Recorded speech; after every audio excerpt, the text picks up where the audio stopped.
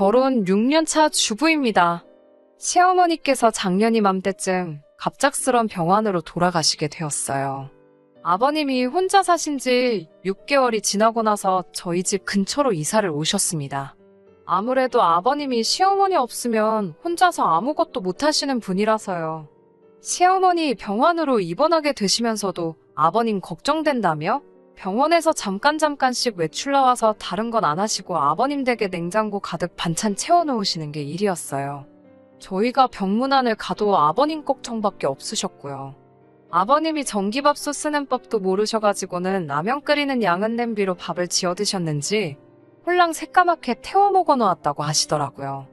아주 자기 없으면 밥도 어디 가서 못 얻어먹고 다니겠다고 어머님이 소가리를 하셨어요. 그런 분이셨으니 어머님 떠나시고 나서 얼마나 더 심해졌겠어요. 저도 며느리로서 걱정이 되긴 했지만 외아들인 남편 마음은 오죽했겠나요. 거리가 조금 되기는 했지만 자주 찾아뵈었어요. 원래도 반주를 즐기던 분이셨는데 어머님 돌아가시고 나서부터는 매일같이 술만 드시고 제가 반찬 몇 가지를 해서 냉장고 채워드려도 입에 안 맞으시는 건지 손도 하나 대지 않고 있더라고요. 집안에 있는 쓰레기들 보면 배달 음식으로 시켜서 드시는 게 뻔하게 보이기는 하는데 저희 없으면 밥도 못 먹겠다고 아무것도 안 드신 척 연기를 하십니다. 남편은 그걸 그대로 믿고 우리가 아니면 아버님 굶어서 돌아가시겠다고 한동안 매 주말마다 아버님 댁에 찾아가야 했었어요. 자기 아버지 일인데 제가 어떻게 거기다 대고 아버님 배달 음식 시켜 드시고 있다고 저거 다 연기하시는 거라고 어떻게 말하겠어요? 라고 생각을 하고 있었는데 차라리 남편 기분 상관 안 하고 있는 대로 그렇게 말을 할 걸 싶었어요. 몇 주 정도 그렇게 찾아뵈니 남편이 저에게 넌지시 아버지가 걱정된다고 합가를 하면 어떻겠냐는 이야기를 꺼내더라고요. 저도 처음에는 반대를 하다가 자식이 자기 부모 걱정하는 게 당연한 일이고 이대로라면 매 주말마다 1시간 거리에 아버님 댁에 가서 같이 저녁 식사하고 오는 게 일상이 될 것만 같아서 합가까지는 안 되겠고 저희 집 근처에 적당한 방이 있으면 월세로 얻어드리자고 했어요. 방을 알아보고 있는데 아버님 끝까지 본인은 아파트 아니면 안 살겠다고 우기시는 바람에 또 예산의 2배가 가까이 되는 돈을 쓰게 된 건 말할 것도 없고요. 혼자 사는데 집까지 비좁아 있으면 자기가 꼴이 우습지 않겠냐고 하시는데 마음은 알겠지만 그래도 조금 현실적인 부분을 봐주셨으면 하는 생각도 들었지만 끝까지 고집을 꺾지 않으시더라고요. 남편도 아버지 방 한 개짜리 그런 데 계시면 마음이 편치 않겠다고 조금 더 쓰더라도 거실 크게 딸린 아파트가 좋겠다고 하고요. 당장 애들 학교 갈 때까지는 목돈 쓸 일이 뭐가 있겠냐며 결혼 후 여태 모아놓은 돈까지 다 보증금으로 묶여버리게 되었습니다. 여기까지 해서 끝난 이야기라면 사연을 적지도 않았을 거예요. 저희 집에서 걸어서 5분 거리에 있는 같은 단지 내 아파트를 얻어드렸는데 언젠가부터 아버님이 저녁이면 당연하게 저희 집으로 오시더라고요.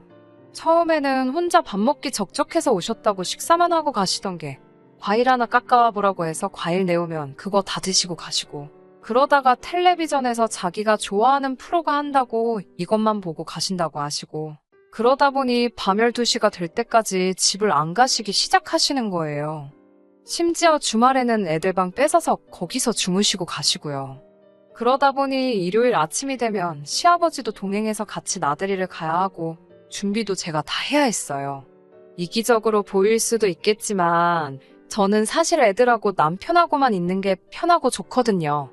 아무리 남편 가족이라고 하지만 아버님 계시는데 당연히 저도 행동이나 말투 눈치 보면서 조심해야 하는 것도 그렇고 옷도 집에서만큼은 편하게 입고 있고 싶은데 이상하게 보실 수도 있으니 옷 입는 것까지 더 신경 쓰게 되는 게 너무 불편하네요. 저녁에 오시니 음식 준비해야 하는 것도 일이지만 식사 끝나고 나서도 제가 좋아하는 TV 프로 하나 못 보고 식사 후에는 꼭 과일 같은 걸 드셔야 하는지 장볼 때마다 아버님 드실 과일까지 생각해야 합니다. 입도 짧으신 편이라 어제 내왔던 과일은 오늘은 안 드세요. 과일만 그러는 게 아니라 반찬까지 그러시니 아주 미칠 노릇입니다. 아버님 가까이 오시고부터는 남편하고 둘만의 시간도 없고 애들 잠들면 가끔씩 치킨이나 족발 같은 야식 시켜서 맥주 한잔 하는 것도 삶의 낙 같은 것 중에 하나였는데 말이에요.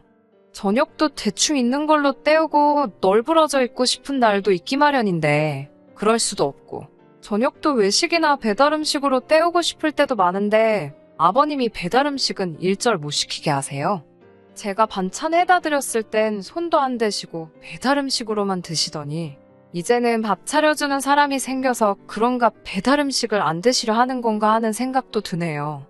매일 새로운 반찬 하면서 저녁밥상 차리는 게 아주 일이고, 어머님 돌아가시고 한동안 다니시던 일 안 나가시다가 최근에 새로운 일 구하셔서 가끔씩 나가시기는 하는데, 일 없는 날이면 낮부터 와서 점심 좀 차려달라고 하실 때도 있습니다. 저보고 국수 좀 한 그릇 말아달라고 하시길래 국수도 내드렸는데 마침 국물용 멸치가 다 떨어져서 다시마랑 디포리 가지고만 끓여드렸거든요. 그랬더니 국물 맛이 어쩌고 하시면서 불평불만에 잔소리까지 하시고, 멸치가 없어서 그랬다고 하니 없으면 사오면 되는 거 아니냐고 화를 내시면서 며느리가 시아버지한테 말대꾸한다고 소리를 지르시더라고요. 적다 보니 너무 불평불만밖에 없어서 그냥 제가 못된 사람인가 싶네요. 다른 며느리분들은 다 아무렇지 않게 모시고 사는 건지, 아버님 말 맞다는 남들은 당연하게 하는 걸 제가 너무 싫어만 하는 게 아닌가 싶더라고요. 어디 하소연할 곳도 없고 해서 이렇게 갑갑한 마음 사연으로나 한번 적어봤습니다. 저 같은 고민 가지고 계신 분들 어디 또 없나요? 심심한 위로라도 한번 받아봤으면 좋겠네요. 안녕하세요. 몇 달 전에 시어머니 돌아가시고 혼자 되신 시아버지 때문에 반합가나 다름없이 산다고 신세한탄하던 쓰니입니다. 오랜만에 다시 사연 적습니다. 댓글에도 애타게 후기 찾아주시던 분들이 계셔서 최근 상황이나마 한번 이렇게 보내봅니다. 사연 적고 나서 얼마 동안 별로 다른 일이 있거나 하지는 않았어요. 댓글 중에 이혼하라는 댓글도 많이 봤는데 저도 이혼 당연히 생각 안 해본 적 없지만 이제 3살, 5살 된 아이들 두고 제가 일을 나간다는 게 상상도 되지 않고, 사실 결혼 전에도 제가 무슨 일을 했어서 경력이 있던 것도 아니고 해서 그래서 쉽게 결정을 내리지 못했나 봐요. 남편한테 말해보라는 댓글도 많았는데 설마 제가 그동안 남편에게 말 한마디 안 해봤을까 봐요.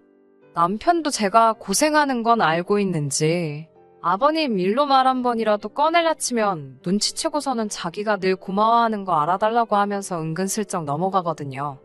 거기서 툭 까놓고 말 안 한 제 잘못도 있겠지만서도. 아무튼 얼마 전에 제가 참을 수 없는 사건이 터졌어요. 아무 일도 없었다면 후기 보낼 필요도 없었겠죠? 아버님께서 사실 그렇게 깔끔하고 청결하신 분은 아니세요.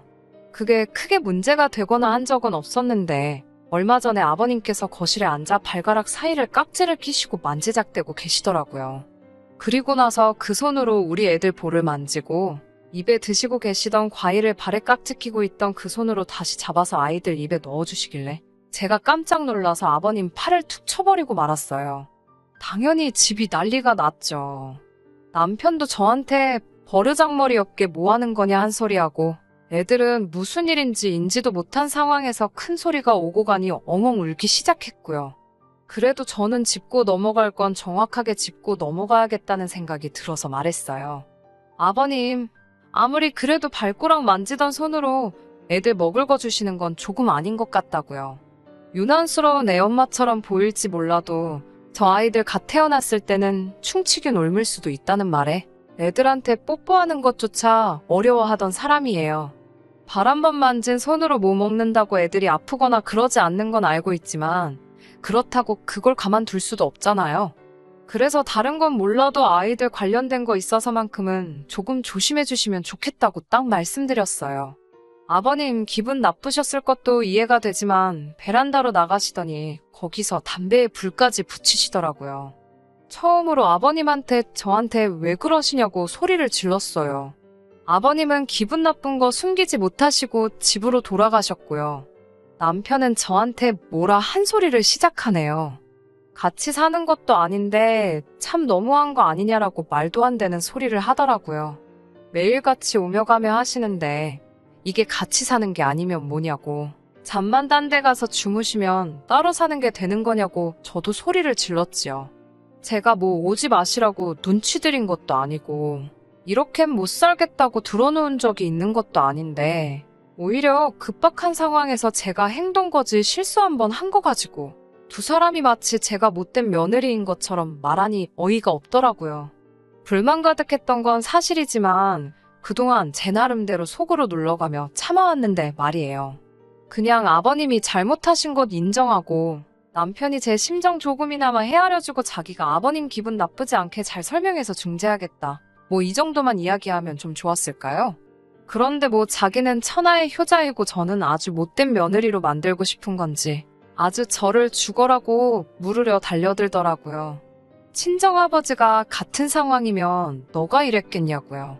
입장 바꿔 생각해볼 생각은 안 하고 싫은 생각만 하니 자기 아버지가 행동 하나 저한테 거슬리게 했다고 그렇게 소리를 질렀다는 말도 안 되는 소리를 하는 겁니다. 우리 아버지가 재력이 있었으면 네가 이랬겠냐. 알아서 모시고 살았을 거면서 뭐 이런 말까지 들으니 갑자기 저도 눈물이 막 나더라고요.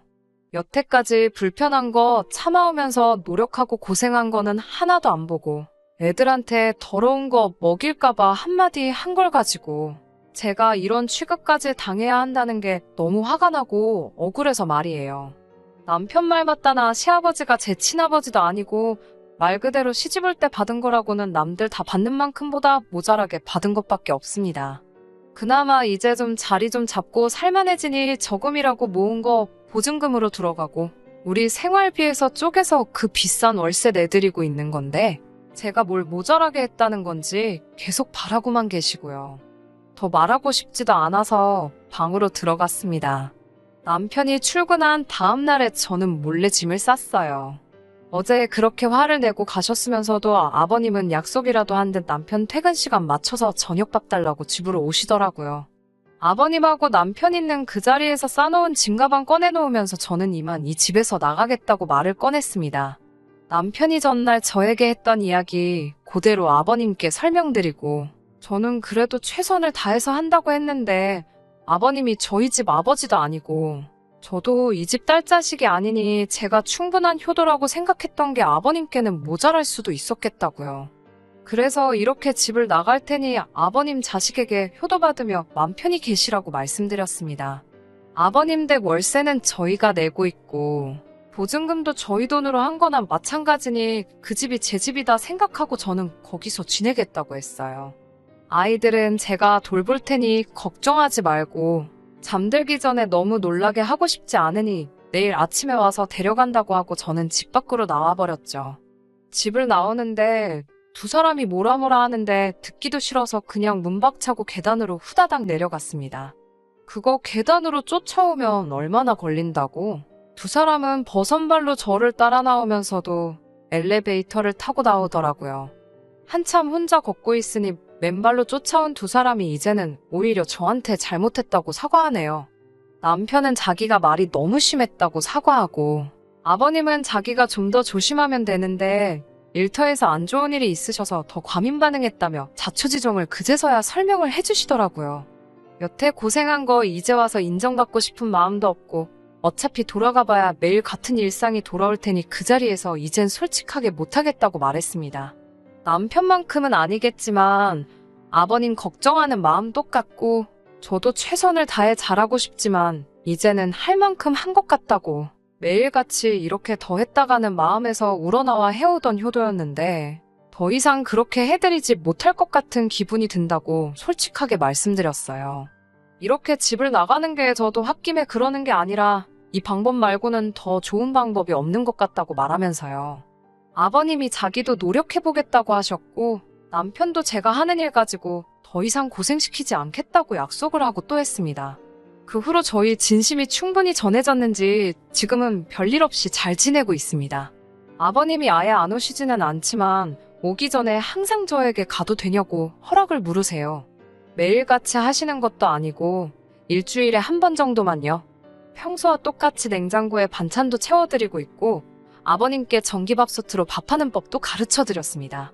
월세를 저희가 내는 만큼 되도록 배달 음식은 드시지 말라고 저도 말씀드렸는데 얼마 전에 저한테 1,000만 원짜리 통장 하나를 건네주시더라고요.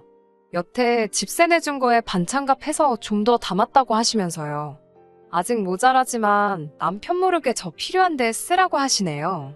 결과적으로는 잘 풀린 것 같지만 그동안 제가 받아온 마음고생은 진짜였어요. 이런 물질적인 걸 받자고 한 행동도 아니었지만 오히려 이렇게 조금 거리를 두고 나니 그제서야 서로가 서로의 진심을 알게 되는 계기가 된 것 아닌가 싶습니다. 아예 후련하게 떠나버렸어야 했을까요? 저도 모르겠네요. 하지만 제가 애초에 원했던 이런 관계라면 저는 조금 더 시간을 가져도 괜찮다는 생각이 들어요. 후기 기다려주셨던 분들, 제 사연에 댓글 남겨주신 분들께도 전부 감사드립니다. 여태보다 더 안 좋은 일이 생기기 전까지는 제가 또 사연 보낼 일은 없을 것 같아요. 그런 일이 없는 게 더 좋은 일이겠죠? 아무튼 제 이야기는 여기서 마치도록 하겠습니다. 끝까지 들어주셔서 감사합니다. 오늘의 사연은 여기까지입니다. 구독과 좋아요, 알람 설정 부탁드리고 더 좋은 사연으로 다시 찾아뵙겠습니다. 감사합니다.